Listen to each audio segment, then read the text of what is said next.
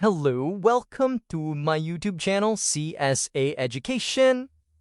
Here, 3 minus 2 times 3 minus 2.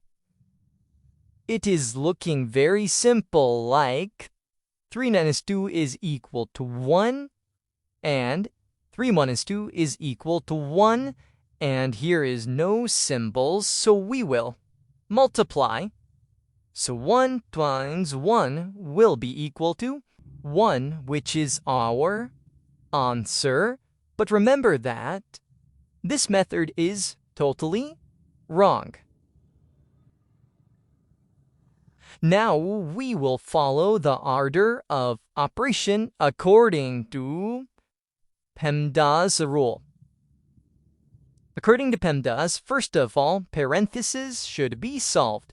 And here is parenthesis. So we will get 3 minus 2. Here is no symbol, so we will multiply it. 3 minus 2 will be equal to 1.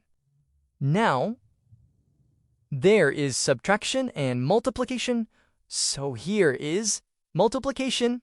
According to PEMDAS, we have to multiply first. When multiplication and subtraction are in the question, so multiply first and subtract last.